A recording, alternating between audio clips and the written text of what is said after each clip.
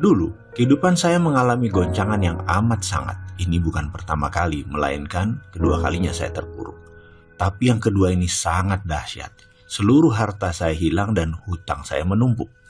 Ketika itu saya masih memiliki beragam bisnis, tetapi dalam masa hampir bersamaan, shit happen alias kesialan beruntun terjadi dalam kehidupan saya. Money changer saya kecurian hingga 2 kali dalam 3 bulan.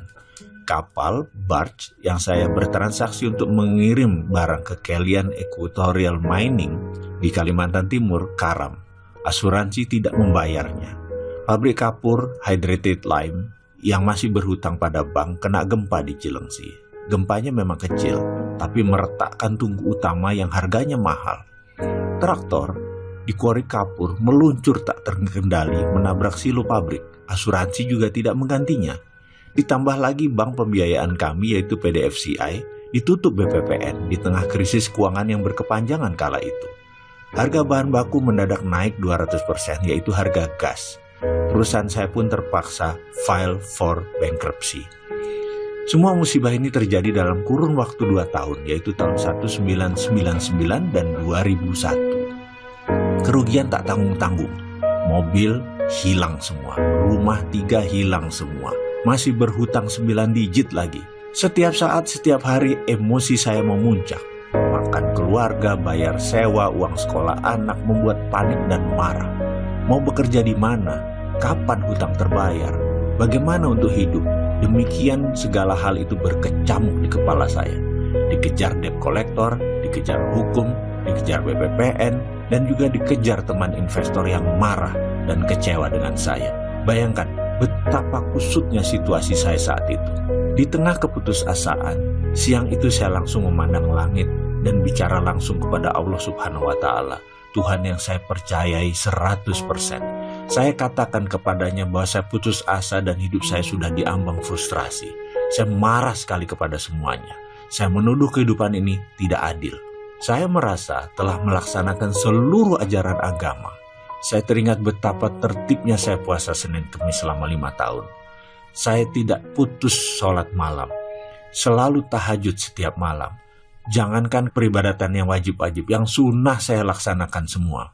Hitungan zakat, hitungan sedekah, saya tidak 2,5% lagi. Saya mendirikan panti asuhan, mengelola 8 panti, menampung 400 anak yatim dalam kurun waktu 5 tahun kala itu. Itu semua saya laksanakan dengan tulus, dengan keindahan munajat. Namun, ketika kebangkrutan beruntun selama 2 tahun tanpa jeda, tanpa belas kasihan terjadi pada saya mempertanyakan, apa bukti ketaatan dengan kenyataan yang saya dapati? Jujur, saya marah kepada Tuhan. Waktu itu, saya protes, bahkan sempat muncul keraguan dalam hati saya mempertanyakan keadilan Tuhan. Saya bertanya kepadanya, mengapa musibah ini terjadi kepada saya? Apalagi yang kurang dari saya, sehingga saya pantas menerima ini semua? Mengapa rasanya hidup ini kejam dan sadis sekali? Pertanyaan-pertanyaan itu terus berputar dalam diri saya. Akhirnya, saya mulai menjauh dari Tuhan. Jangankan sunnah, yang wajib pun mulai saya tinggalkan karena saya meragukan semua tentang ajaran kebenaran agama saya. Saya bertanya, namun tidak ada jawaban. Saya kesal, saya murka. Permasalahan ekonomi ini akhirnya berimbas pada rumah tangga dan pernikahan pertama saya waktu itu. Istri saya kembali ke rumah mertua. Kemudian saat itu anak saya yang tertua demam, panasnya 39 derajat Celcius dan sudah tidak gerak banyak.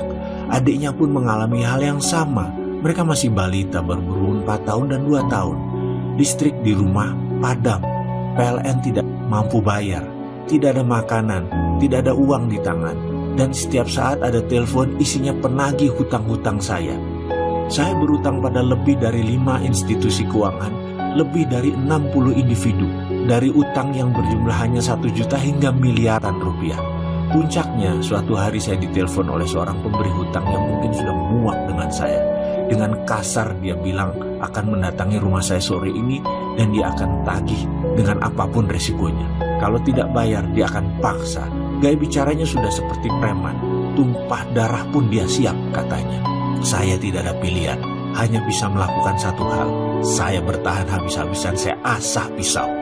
Saya sudah tidak sanggup lagi dan bersiap untuk kemungkinan terburuk. Kalau memang orang itu menantang bertumpah darah, terpaksa saya lawan. Saat itu rasanya saya siap membantai orang. Saya sudah tidak peduli lagi apa yang akan terjadi. Saya sudah tidak punya apa-apa, bahkan harga diri pun saya tidak punya. Saya siap mati. Kedua anak saya yang demam membujur lemas di lantai beralaskan hanya bed cover, bukan tempat tidur, udah dijual tempat tidurnya. Yang satu minum dari botol air tajin, air beras. Yang satu hanya diam dengan botol air mineral yang tidak diminumnya. Saya hanya menatap kosong. Ke dokter tidak bisa. Tidak ada jalan lain saya menuju ke dokter. Karena itulah, begitu ada yang menantang harga diri saya sudah tidak punya apa-apa lagi. Saya siap jiwa raga. Dia yang menagih, kalau datang mencari ribut, saya bunuh. Itu pikiran laknat yang sempat terlintas dalam benak saya. Saat itu saya berpikir, toh dia orang rantau, keluarganya tak ada yang tahu, teman pun tak banyak. Kalau saya terpaksa bunuh dia, saya kubur di halaman belakang.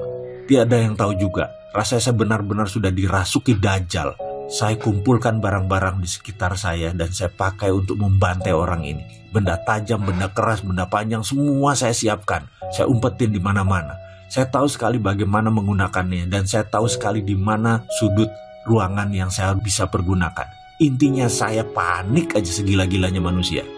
Tiba-tiba kering, telepon rumah yang diblokir hanya bisa menerima panggilan berdering. Sementara saya hanya bisa melamun dengan kegamangan. Hingga dering kesekian saya baru tersadar. Mungkin ini si penagih utang itu lagi, pikir saya. Dengan gusar saya pun angkat telepon. Halo, demikian saya berkata dengan kasar. Di seberang sana ada suara lembut menjawab. Assalamualaikum mas. Saya mengenali sekali suara ini adalah suara Pak Ali, pimpinan Yayasan Husnul Khotimah yang kemudian dikenal dengan Rumah Yatim Indonesia, panti asuhan yang kami bangun bersama. Saya pun terhenyak dan menjawab dengan nada lemas. Waalaikumsalam Pak Ali. Kemudian dia melanjutkan, mas, saya telepon 3 kali kok nggak diangkat, lagi sibuk ya, kata Pak Ali dengan logat lamongannya yang khas. Maaf Pak Ali, saya sedang ada kesibukan. Apa kabar? Sahut saya dengan mengatur nafas, menahan emosi. Mas, dengar-dengar sedang ada masalah ya, istri pergi, anak sakit, rumah dan isinya sudah dijual semua, listrik putus, apa benar mas? Tanyanya dengan serius. Dengan berat hati saya menjawab, iya benar Pak Ali. Mbok, kalau ada masalah begini saya diceritakan mas, kata Pak Ali kemudian. Saya tertegun mendengar kalimatnya. Kemudian dia melanjutkan, mas, walaupun kita miskin, yayasan kita ada pegang uang dikit. Kalau mas butuh nih ada 3 juta, pakai aja dulu mas. Mas berhak kok, sudah 5 tahun mas membangun yayasan ini. Kalau ada masalah seperti ini, mas punya hak untuk memakai dan meminjamnya. Saya ke rumah ya sekarang, terus bawa anak-anak ke dokter. Saya yang antar. Nyes.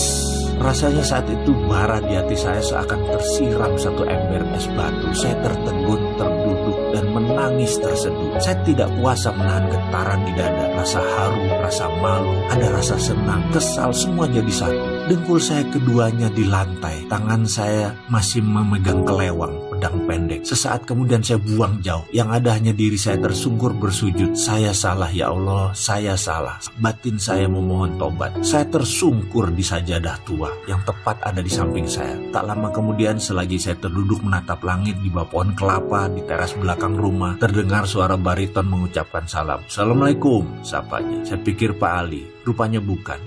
Dia rupanya tadi orang yang menagih utang dan menantang saya. Saya pun menjawab, Waalaikumsalam. Begini Pak, utang Bapak 10 juta, apa bisa saya ambil sekarang? Saya hanya berkata, anak saya sakit. Saya perlu uang untuk biaya anak saya. Sebentar lagi ada uang 3 juta datang. Terserah mas, mau ambil berapa mas atur. Kalimat itu mengalir tanpa saya rancang. Marah saya sudah hilang, saya pasrah saja. Oh begitu Pak, katanya dengan nada datar. Anak Bapak sakit dua-duanya, yang berbaring di dalam itu ya, katanya sambil menengokkan kepala ke arah ruang tengah. Iya, saya jawab singkat. Oh maaf kalau gitu, saya nggak tahu Pak kalau Bapak anaknya sakit. Sebaiknya Bapak urus mereka. Uang saya gampang, saya pamit dulu deh. Besok kabari saya Pak, urusan utang gampang, yang penting keluarga dulu. Begitu katanya tanpa basa-basi dan tanpa diduga-duga. Dia pun pamit pergi dan saya masih di posisi kebingungan. Lunglai di ujung bangku di bawah pohon. Tubuh saya berkeringat. Saya memaksa diri untuk bangun dan mengikuti dirinya dari belakang sambil memanggilnya. Mas, saya pasti bayar utang saya. Saya hanya butuh waktu. Maafkan saya ya mas, kalau saya kasar dan panik. Itu kata saya. Ketika dia berbalik badan, saya julurkan tangan saya yang kemudian dia sambut dengan jabatan erat dan senyum di bibirnya. Dia berkata, iya pak, saya juga minta maaf. Saya salah mas, kata saya. Saya berutang tapi tidak berkemampuan. Saya janji mas, saya bayar. Tak lama setelah dia pergi datang Pak Ali dengan kijang tuanya. Tanpa basa-basi langsung saya peluk dia. Pak Ali, syukron. naon, terima kasih, itu kata saya. Ayo ke dokter mas, aku bawa Fatur, mas gendong Aska, ajaknya singkat. Setelah 2 tahun dihajar musibah yang merusak keyakinan saya, akhirnya saat itu saya menyadari satu hal. Semua masalah yang saya alami berasal dari diri saya. Hal lain di luar diri saya hanyalah pelengkap. Saya langsung berdoa, maafkan saya ya Allah, ampuni saya. Engkau begitu mulia dan saya selama ini salah memandangmu. Saya sadar bahwa saya sendirilah yang harus bertanggung jawab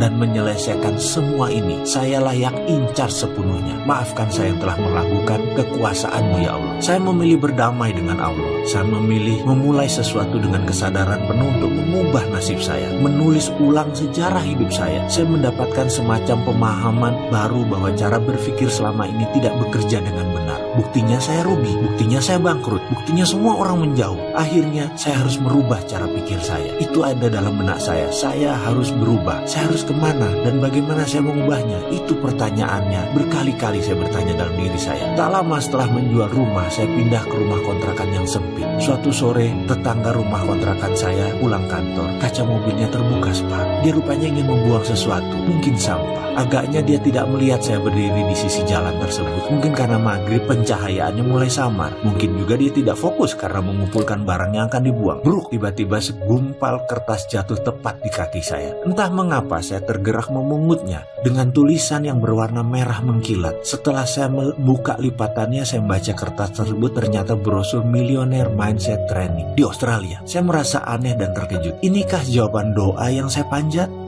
Saya berdiri termenung. Rupanya tetangga saya tadi baru sadar bahwa sampah yang dibuang tadi jatuh di depan saya. Dia pun menghampiri saya. Mas, maaf sekali, saya nggak lihat, katanya kikuk.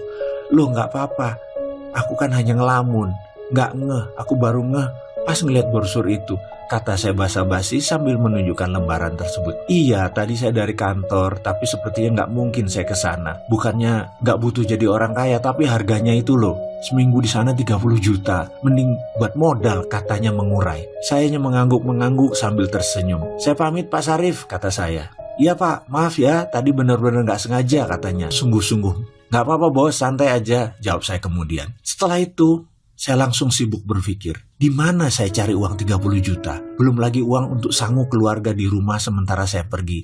Yang jelas saya sudah tekad untuk berubah. Saya bertekad untuk berubah dan melihat ini sebagai solusinya. Saya percaya itu. Singkat cerita, harta terakhir saya yaitu motor Tiger, mesin jahit, dan beberapa barang keluarga saya jual. Saya nekat terbang ke negeri Kangguru. Saya menginginkan ilmu tersebut. Saya pun berangkat untuk mengikuti Millionaire Mindset Training di sana dengan harapan bisa menerapkan untuk memperbaiki kondisi hidup saya. Kira-kira sebulan setelah kembali dari pelatihan selama 7 hari tersebut, ternyata tidak ada perubahan apa-apa dalam perjalanan kehidupan saya. Saya masih menganggap bahwa apa yang saya pelajari itu aneh dan gak kena di logika. Mek ngono tok, apa iyo? Itu saya berkali-kali bilang, masa begitu sih? Emang gitu?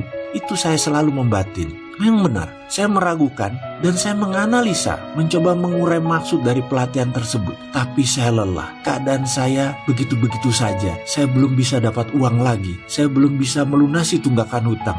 Saya belum bisa merubah nasib saya. Apakah saya harus belajar lagi? Saya mencoba mengingat mundur pengalaman hidup saya. Semua itu terjadi di usia 28 tahun. Benar, saya merasa seakan berjalan di jalan bebas hambatan. Semua mudah, semua gampang. Pada saat itu saya bahkan menggampangi proses. Namun saat ini justru proseslah merupakan hal yang paling saya hormati. Barulah sejak di usia 28 tahunan kehidupan saya mengalami pasang surut yang luar biasa. Baik dari masalah pribadi, masalah spiritual, ketuhanan, masalah rumah tangga, masalah parenting, masalah keuangan. Dikala saya berpikir laut itu berair tenang, saya memilih mengangkat jangkar dan mengembangkan layar ke sebuah tujuan yang pasti, yaitu ingin sukses. Dengan tujuan yang hanya satu arah, yaitu ke depan. Sebuah kesombongan yang saya bayar sangat mahal, sangat melelahkan. Penuh duka, air mata, dan keringat. Ternyata laut di depan tidak semanis gelombang di pantai. Di dalam perjalanan ombak besar, angin kencang, bahan bakar kurang, sumber daya terbatas. Satu hal yang saya lupa, saya tidak bawa kompas penunjuk arah. Dalam artian, saya mengarungi samudera tanpa ilmu, tanpa petunjuk, tanpa pembimbing. Mentang-mentang saya punya glory from the past, kisah sukses masa lalu. Saya merasa bisa melakukan apapun. Bayangin, di usia 26 tahun saya menjadi milioner. Milion-milion uang ada di kantor saya. Masih muda, tapi dalam 28 tahun semua berbeda. Dalam 30 tahun mendadak semua bergeser. Itulah biang masalah saya di masa depannya sejak keputusan saya mengarungi samudera. Hingga sampailah saya ke titik di mana kapal saya akhirnya karam di dasar samudera. Sementara badan saya terdampar di pulau kecil sendirian dengan kebutuhan dasar seadanya. Saya hanya diam, merata pun tidak bisa, air mata habis, tenaga tak punya, yang ada hanya nafas di badan. Itu pun setiap tarikan nafas terasa sesak, seakan-akan dada ini mau meledak karena terisi oleh rasa kesal, lelah, marah, dan kecewa. Karena itu, ketika saya memutuskan untuk berubah, artinya saya tidak mau melakukan semuanya dengan cara yang sama seperti masa lalu. Saya harus melakukan dengan cara yang berbeda. Karena itulah saya memutuskan bahwa saya harus berilmu agar saya memiliki platform atau pondasi baru, terutama cara saya berpikir. Ibaratnya, saya bukan hanya perlu belajar dan menginstall software baru, tapi OS atau operating systemnya harus saya riset untuk bisa tergabung dan terhubung dengan software-software tersebut. Sederhananya begini, jika otak kita yang berkemampuan maha dahsyat ini adalah hardware pemberian Tuhan, softwarenya kita sendiri yang pasang. Sebut saja software sukses, software sehat, software bahagia, itu semua manusia yang install. Jadi hardwarenya memang pemberian Tuhan, tapi softwarenya manusia yang pasang. Mungkin banyak sahabat yang menonton video ini akan berkerut kening ketika saya membawa hal seperti ini, tapi coba saya berikan ilustrasi. Seorang anak yang hidupnya dikritik, dimarahi, ditekan, dipaksa, diharuskan, dibatasi, dilarang, dimaki, dan dihina akan membuat dirinya tumbuh sebagai pribadi yang peragu, pemarah, dan pendendam. Bandingkan dengan anak yang tumbuh dengan didorong, dipuji, disayangi, diperhatikan, didukung, dan dikelilingi suasana penuh canda tawa, sang anak akan memiliki platform hidup lebih ringan, lebih fun, banyak senyum, dan vibrasi dirinya disukai orang. Yang saya maksud di sini adalah software seseorang diinstal oleh orang tuanya,